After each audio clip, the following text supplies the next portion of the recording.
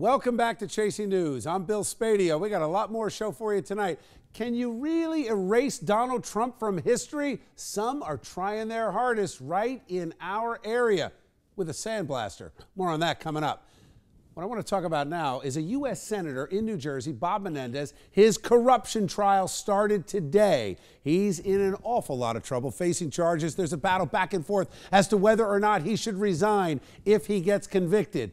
But he had a friend show up today in the courtroom, none other than his partner in the Senate, Cory Booker from New Jersey, showed up, gave his friend a big hug, and sat behind him as the proceedings started. We've got more on this from Alex Adan, who was in the courthouse today. Alex, what do you got? It was day one of the corruption trial for U.S. Senator from New Jersey, Bob Menendez, Wednesday in Newark.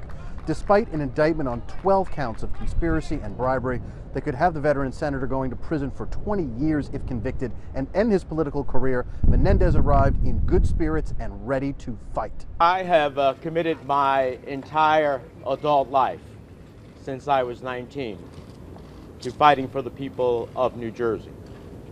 Never, not once have I dishonored my public office. He had little help from his friends, including fellow U.S. Senator Cory Booker, who arrived and sat in the front row next to Menendez's daughter through hours of opening arguments and was seen at one point patting his fellow senator on the back in the hallway.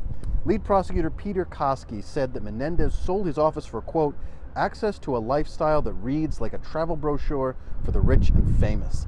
This is what bribery looks like. Menendez was silent as he left court arm in arm with his daughter, but Republicans are already deploying a web ad campaign to pressure Menendez to resign if he is convicted. Asked at an event across town if he supports that idea, Democratic candidate for governor Phil Murphy simply said, "I haven't really thought about it," according to The Observer.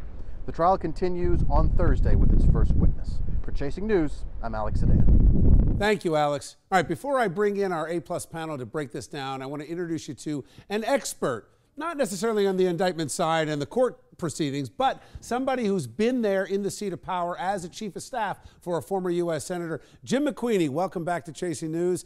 You were Frank Lautenberg's chief of staff for a long time, and you're now the host of New Jersey Now on My 9. Let me ask you, any surprises on how this is proceeding? First and foremost, Cory Booker being in the courtroom with his Senate pal. Well, that's the first surprise. I mean, he's not on any government witness list or anything like that, and he shows up. This is really about almost political solidarity, right? I think it's actually misguided solidarity, but there's also a political side here. Booker's up for re-election in 2020. Certainly, if anything happens to Bob Menendez and he's out, you want to inherit a vote that says we simpatico with the Hispanics on this type of thing when you want to run, right? So there's a political equation in this, as well as a friendship, as well as an altruistic thing. But if I were still in the job and I were doing this and Cory were the guy I was working for, what would you have told him? Would you have been there? Stay away from that courtroom, buddy. All right, let me bring in our panel here. Jeanette Hoffman, political strategist. Thanks for being here. Wayne Smith, former mayor and head of Wayne Smith Associates. Good to have you. And Bob Bianchi, former prosecutor in Morris County. Let me start with you on another subject. In the proceedings, the judge and the defense attorney exchanging words.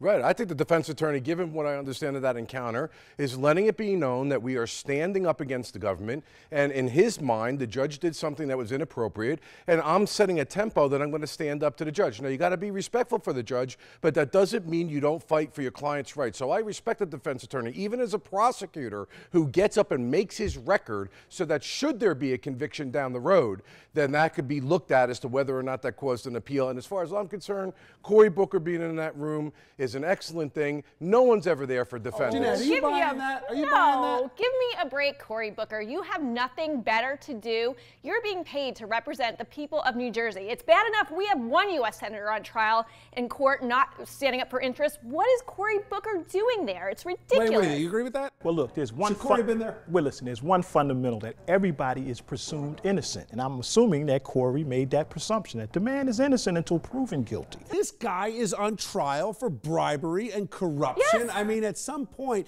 if the expectation that he's going to get convicted, how is it possible that Cory Booker is not held to a different standard? That, he just gets a pass? It's so ridiculous. And whether or not the jury convicts Senator Menendez or not, his political career is toast. Wayne, you're a diplomat. I hear a bunch of legal gobbledygook here. I think this is outrageous. I want to know what you think, that you've got a doctor, a friend of the senator, who's a crook. He's been convicted. Well, he's been convicted. The senator hasn't yet. So that's what a trial is for. And we'll find out in the course of the trial what the jury thinks. Aren't you judged at some level by the company you keep? A guy that's convicted on $90 million in Medicaid fraud.